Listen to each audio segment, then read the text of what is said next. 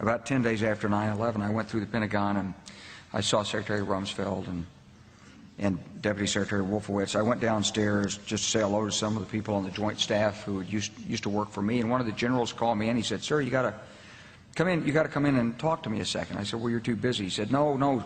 He says, "We've made the decision. We're going to war with Iraq."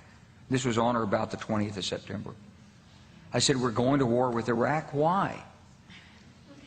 He said, "I don't know." He said, "I guess they don't know what else to do." So I said, "Well, did they find some information connecting Saddam to Al-Qaeda?" He said, No. He says, "There's nothing new that way. They've just made the decision to go to war with Iraq." He said, "I guess it's like we don't know what to do about terrorists, but we've got a good military and we can take down governments." And he said, "I guess if the only tool you have is a hammer, every problem has to look like a nail." So I came back to see him a few weeks later, and by that time we were bombing in Afghanistan. I said, "Are we still going to war with Iraq?" And he said, "Oh, it's worse than that."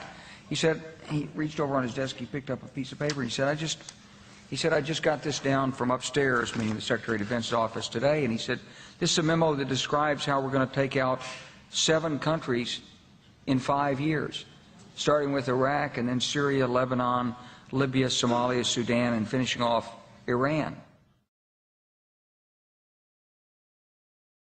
The truth is about the Middle East is, had there been no oil there, it would be like Africa.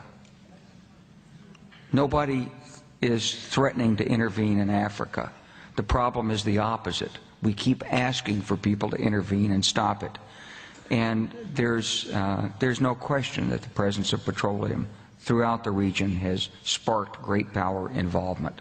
Whether that was the specific motivation for the coup or not, I can't tell you, but there's always been this attitude that somehow we could intervene and use force in the region.